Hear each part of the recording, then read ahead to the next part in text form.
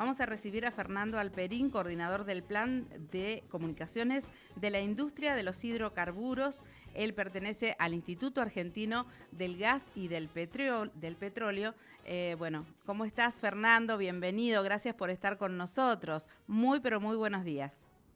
Hola, buenos días Victoria, ¿cómo están todos, todo el equipo? Acá también llueve, así que no se preocupen, estamos lejos, pero llueve también acá. En todo el país, estás en Buenos Aires, ¿verdad? Sí, ahora sí. Sí, ahora sí. Pero viaja por todo el país, Fernando. Hay que decir que es un excelente comunicador, que, bueno, justamente en muchos casos hay temas que son bastante como difíciles, como que vos decís, bueno, hay petróleo, yo me subo a mi coche, el coche anda, no sé, le doy nafta, gasoil, y el vehículo anda. Nosotros queremos hablar de algo mucho más profundo. Primero que nada, me gustaría decir que el Instituto Argentino del Petróleo y del Gas es una asociación civil que trabaja en lo que es la generación, la planificación y el desarrollo de estudios y análisis vinculados justamente a la industria hidrocarburífera, y que es un instituto que nació allá por el año 1957, así es que, bueno, vasta trayectoria y por supuesto el desarrollo que llevan adelante. Fernando, parece mentira, pero bueno, uno habla de vaca muerta y dicen, ay, ahí sí que realmente está el recurso, está el dinero, es lo que nos va a salvar a los argentinos. Bueno, pero me parece que es muy interesante hablar de otro tema general y con peritas y manzanas. Bueno, de qué se trata la industria extractiva que tenemos en nuestro país, pero además, si nosotros somos tan contaminantes como dentro de lo que es el mundo, ¿no? Cómo se pinta. Contanos un poquito, hablanos de lo que tenemos y también de Mendoza, por supuesto. Claro. Bueno, a ver, sí, nosotros, vos decías, el instituto existe desde el año 57, tiene vasta trayectoria y tiene que ver con que Argentina en realidad es un país que te diría que es de los de los más antiguos, tiene una vasta trayectoria su industria de los hidrocarburos que data de 1907.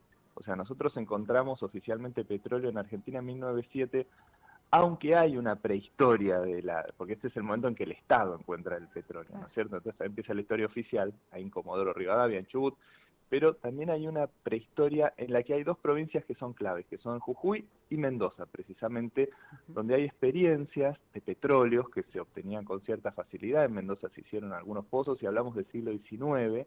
Más que nada se obtenía para iluminar las ciudades o qué sé yo, digamos. Entonces eran iniciativas privadas que tuvieron un pequeño auge y luego por distintos motivos se dejaron de lado, pero oficialmente Argentina encontró petróleo hace más de 100 años, ¿no es cierto? Entonces también tenemos una vasta trayectoria. Y nosotros hoy podemos considerarnos, te diría a lo largo de nuestra historia, un país con petróleo, no un país petrolero, ¿sí? Uh-huh. Nunca fuimos un gran exportador de petróleo como a cierta escala podría ser Brasil, Venezuela, ni hablar los países de la zona de Medio Oriente.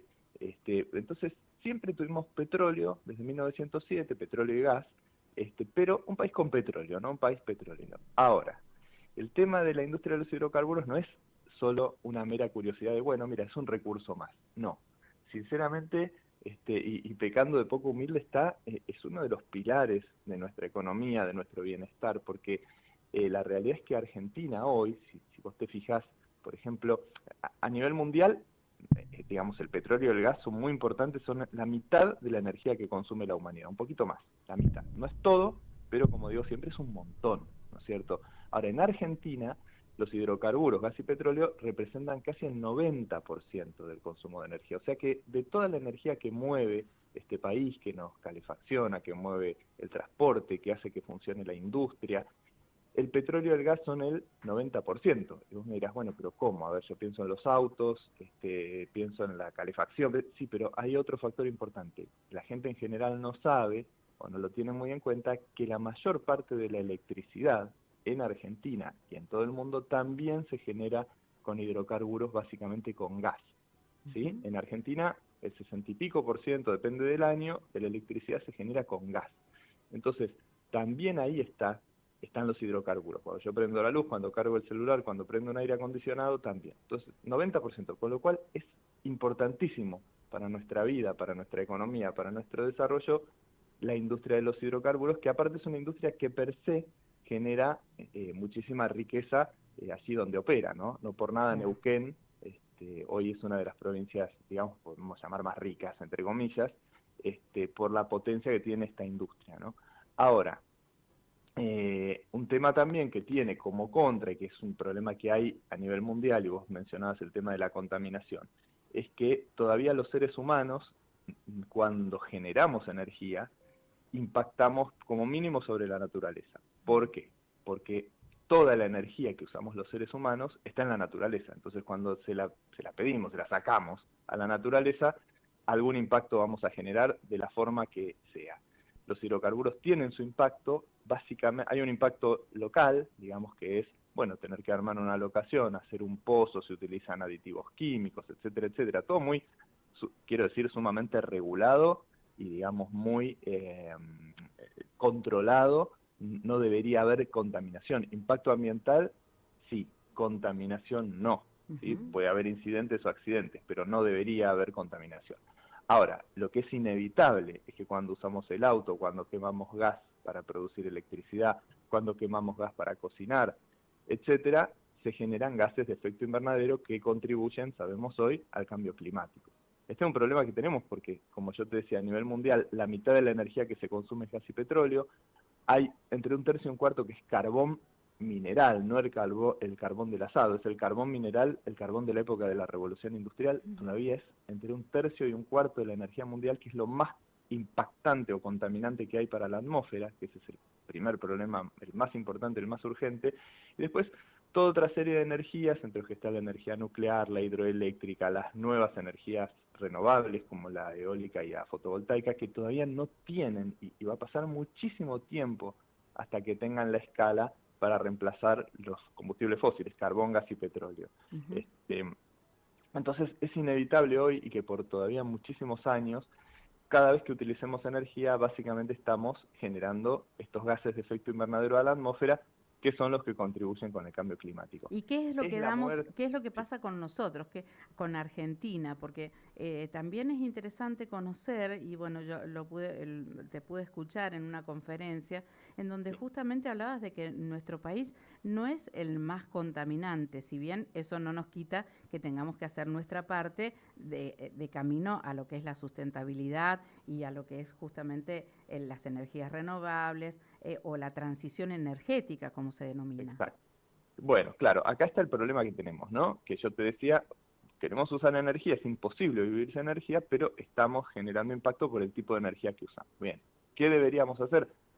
Utilizar energías que impacten menos sobre el medio ambiente. Uno piensa en el sol y el viento, ¿no? La eólica, la fotovoltaica, que son sin duda energías renovables, o sea, son infinitas, y no producen gases de efecto invernadero cuando las uso. El problema es que los aerogeneradores y los paneles fotovoltaicos sí tienen impacto en la naturaleza, no a nivel que puedan tener el carbón o quizás el gas y el petróleo, pero sí lo tienen una huella de carbono al ser fabricados, al ser instalados, qué sé yo, por decirte un ejemplo, los domos para sostener los aerogeneradores que miden 90 metros de altura son toneladas de acero y cemento, que son de las industrias más contaminantes que hay, Claro. etcétera, etcétera. Pero eso no es lo peor es que todavía no tienen la escala para reemplazar las fuentes fósiles en un mundo que cada año demanda más y más energía.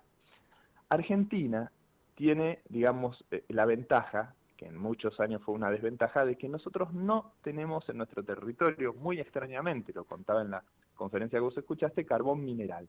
¿Sí? Somos un país de los más extensos del mundo, con diversidad de geografías impresionantes y demás, y el recurso carbón mineral, que es muy abundante a nivel mundial, Argentina casi no tiene. Tiene ahí un pequeño yacimiento en Río Turbio, en el sur de Santa Cruz, pero sirve para un abastecimiento muy local, con lo cual siempre eso nos obligó a importar energía. Yo contaba, recuerden las historias de los barcos que van con cereales a Europa en la guerra y vuelven con carbón de Escocia. ¿Por qué? Porque nosotros siempre tuvimos que importar carbón hasta que los hidrocarburos, el gas y el petróleo, ocuparon ese lugar. Con lo cual nuestra matriz energética hoy prácticamente no tiene carbón, a diferencia de la mayor parte de los países del mundo, especialmente los desarrollados, que queman mucho carbón, con lo cual la nuestra es una de las matrices más limpias, y pongámosle comillas, porque obviamente el gas y el petróleo sí emiten gases de Claro. efecto invernadero. Entonces, digamos, somos de los países que menos contaminan porque por esta cuestión de que no quemamos carbón comparativamente, ¿no es cierto? Si uno toma todas las emisiones de gases de efecto invernadero, Argentina emite menos del 1% de los gases de invernadero a nivel mundial. Con lo cual, si Argentina se Es apaga, bastante. esperemos que no, pero el cambio climático ni se entera.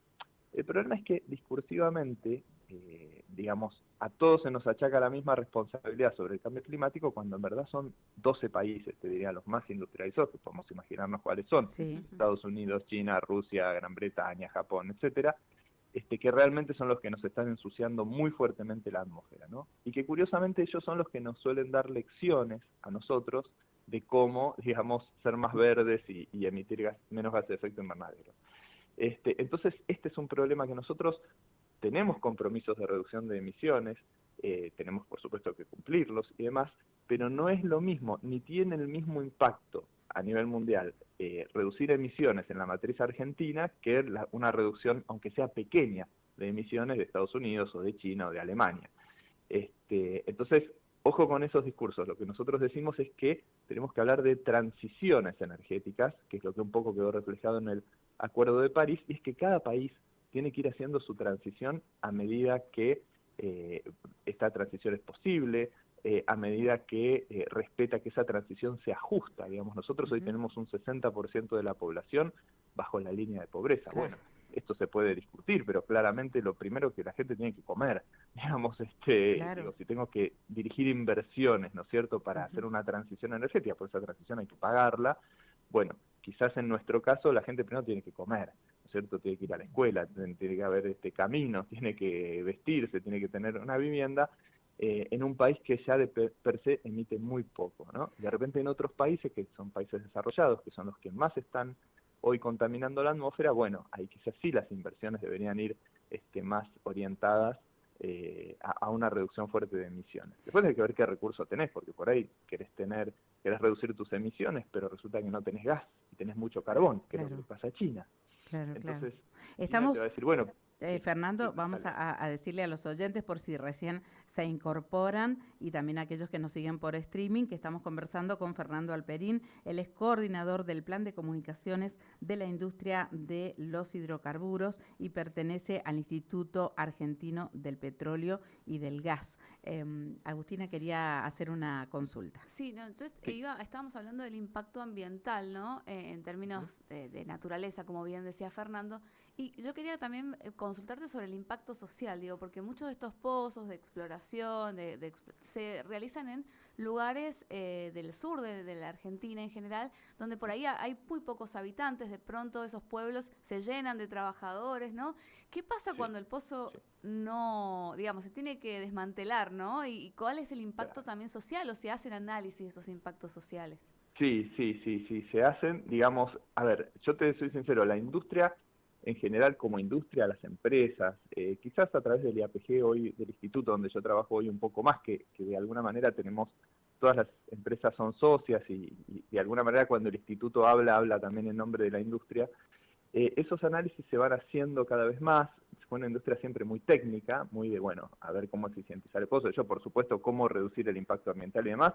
Los temas sociales han entrado más en las últimas 2 décadas, te diría más fuertemente en la última década, y nosotros lo que vemos es que, por supuesto que es una industria que tiene gran impacto social, algunos muy positivos y otros no tan positivos o directamente negativos, ¿no es cierto?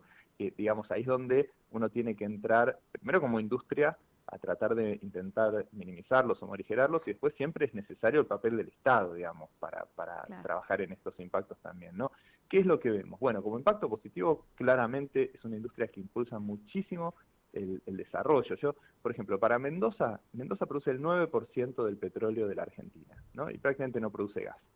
Sin embargo, si uno hace un ranking de las actividades económicas de la provincia, las de los hidrocarburos es de las principales.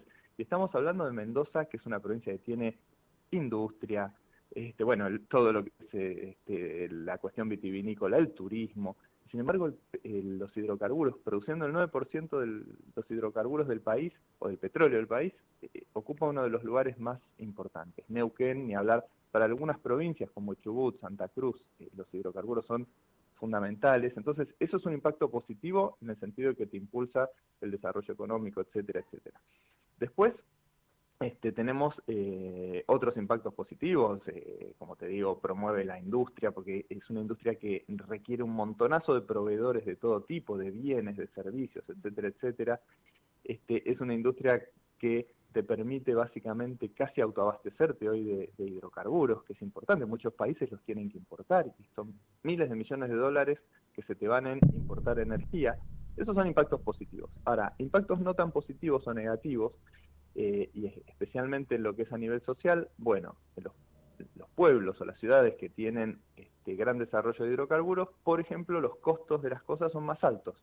¿Por qué? Claro. Porque los sueldos petroleros suelen ser bastante altos, y entonces hay una especie de promedio o igualación hacia arriba. Entonces yo, que vivo en Buenos Aires, cuando viajo a Neuquén o cuando viajo a Comodoro Rivadavia, provincias que la industria de los hidrocarburos tienen un peso muy alto, las cosas me resultan muy caras, Claro. ¿no es cierto? Hoy alquilar en Neuquén seguramente es muy caro, y si yo soy trabajador petrolero quizás no me influye demasiado, pero si soy un docente, por ejemplo, de una escuela pública, claro. y bueno, ahí tengo un problema. Ahora, la industria, esto nosotros lo hablamos, por supuesto, ¿cómo hace la industria para morigerar un tema como ese? Bueno, yo como industria, ¿qué puedo hacer? No puedo regular los precios de los alquileres, ni tampoco estaría bien decir pagar sueldos más bajos, porque es un retroceso. Uno tendería a intentar que la gente gane cada vez mejor, ¿no es cierto? Entonces ahí yo creo que es donde tiene que entrar el Estado también a ver cómo se producen estos desbalances, ¿no?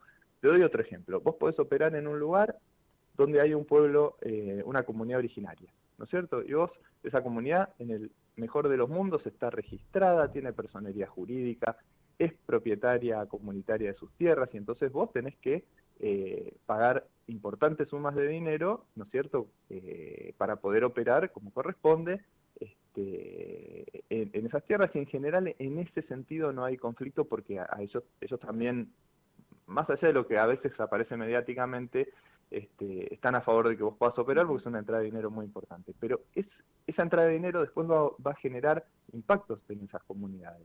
A veces hay comunidades que se han dividido, digamos. Bueno, esos son impactos también que en un sentido escapan a la industria de los hidrocarburos, en el sentido de que es muy limitado lo que uno puede hacer. Uno tiene que pagar lo que corresponde, lo que la ley indica, lo que acordó con esa comunidad, pero después cómo ese dinero va por dentro es otro tema. Es otro tema. Nosotros nos dicen muchas veces, bueno, están sacando gas de Vaca Muerta, pero hay pueblos en Vaca Muerta que la gente no tiene gas en las casas. Pero la industria no... Bueno, en Malargüe, sin ir más lejos. Bueno, ahí está. La industria no puede convertirse también en una empresa distribuidora de gas. Claro. Digamos. ¿Y eso quién lo hace? ¿El Estado directamente? ¿La provincia o la nación? Exactamente. No, eso lo hace generalmente el Estado provincial, lo puede hacer a través de un privado, etcétera, pero no es metida de la industria a convertirse en una distribuidora de gas o de electricidad, porque a veces vos llegás a lugares a operar donde no hay energía eléctrica. Tremendo. Y ha ocurrido, y hay algún caso en donde, bueno, se les ha bajado la energía eléctrica y después a la gente, no sé, se le quemó la heladera y te llaman para que vos le repongas la heladera. Digo, pero no es tu función ni tu negocio como industria, digamos. Claro. Sí generás seguramente un recurso que le permita al Estado mejorar esa infraestructura. Entonces, hay un montón de discusiones y de impactos sociales que son sumamente interesantes, que hay que analizar, que hay que entenderlos, y que todos los actores, entre ellos la industria, tienen que participar, ¿no? Fernando, por supuesto, cuando... Sí, una cosita más. Sí. Cuando decae la producción de una zona, y esto es... Hay montones de ejemplos, y sí, obviamente la comunidad local lo sufre. La zona de Rincón de los Sauces, por ejemplo, en Neuquén, frontera con Mendoza, tuvo un auge petrolero hace unas décadas, luego ese auge cayó y esa localidad tiene problemas. De hecho, Comodoro Rivadavia, que es la provincia más grande de la Patagonia, cuya producción de petróleo decae en forma ya bastante importante, bueno, ahí hay mucha preocupación por cómo esa comunidad petrolera, que estamos hablando de una ciudad de cientos de miles de habitantes, va a reemplazar esa actividad por otra, ¿no? Sí, claro que hay impactos sociales, pero ahí hay un actor fundamental que es el Estado, que tiene que entrar también a prever, a regular, a observar y actuar también, ¿no? Porque, claro, seguramente son políticas que se desarrollan en conjunto, ¿no? Pensando, bueno, Sí, yo voy a sacar o voy a extraer durante tantos años, paralelamente, ¿qué voy a hacer cuando directamente esto no se produzca en esta zona? Yo te quería preguntar, absolutamente. Sí, dale. porque en el tema justamente de Vaca Muerta, bueno, es impresionante la riqueza que tenemos. ¿Cómo está eso? Y la porción que le corresponde a Mendoza, bueno, sabemos que se está trabajando desde el Ministerio de Sí. Energía, pero bueno, contanos un poquito, bueno, sabías que teníamos no tantos minutos y con vos es para hablar, no sé, toda la mañana y todo el día. Claro, bueno, gracias. No sé si es tan bueno, pero No, hay gente sí. que no me aguanta. Bueno, no, el tema es el siguiente. ¿Qué vaca muerta? O sea, rápidamente, ¿qué es? Bueno, nosotros teníamos un problema hace una década atrás de declino, porque lógicamente los hidrocarburos son recursos finitos, no renovables, Finitos. y en un momento, como si Ujú. fuera un sifón de soda, empieza a salir menos, ¿no es cierto? Bueno, lo que pasa es que esta industria que tiene un desarrollo tecnológico muy grande, generalmente muy importante, y cuando vos extraes hidrocarburos, nunca sacás todo, sacás Ujú. lo que es viable técnicamente y económicamente extraer, pero nunca es todo. Entonces hay recursos, hay tipos de rocas, hay petróleos, hay hidrocarburos que por cuestiones tecnológicas o de precios no los extraes. Bien, Vaca Muerta es este caso, es una formación geológica, ¿sí? Que fue el fondo del mar hace 150 millones de años, en donde se generó muchísimo gas y muchísimo petróleo, pero es una formación geológica que es impermeable, o sea, es muy, a ver, para explicarlo muy, que un ingeniero en petróleo me va a matar, pero es así, es muy compacta, o sea, vos no tiene permeabilidad, vos haces un pozo a Vaca Muerta, un pozo tradicional, y aunque apliques succión, lo que fuera, no sale prácticamente nada. Entonces vos lo que tenés que hacer es una operación para en esa roca generar fisuritas que son como, tienen el ancho de un pelo, digamos, pero por ahí Ujú. tienen 60, 70, 80, 100 metros de extensión, ¿sí? Y en esa, a través de esas fisuras vos podés extraer el gas y el petróleo de esas rocas. Ese es el famoso fracking, ¿sí? La fractura hidráulica. Es una operación extra que demanda la extracción de esos hidrocarburos que le llamamos no convencionales precisamente por esa operación. O sea, el gas y el petróleo son iguales, el convencional que el no convencional. Lo que cambia es que esa roca la tenés que fracturar, ¿sí? Y ahí recién podés obtener el gas y el petróleo. Nunca se hizo en Argentina, o sea, la fractura sí se hace desde los años 50 para mejorar la permeabilidad de los yacimientos convencionales, pero nunca se había hecho ni en Argentina ni en el mundo hasta los 90, básicamente, en este tipo de rocas tan compactas, tan impermeables. En Estados Unidos funcionó, llegó acá hacia 2010, se empezó a probar, funcionaba, Vaca Muerta, entonces de golpe descubrimos que todo ese gigantesco recurso que estaba en Vaca Muerta y que no lo podíamos sacar, bueno, ahora era posible extraerlo, después a medida que aprendimos cómo hacerlo, se hizo económicamente viable también.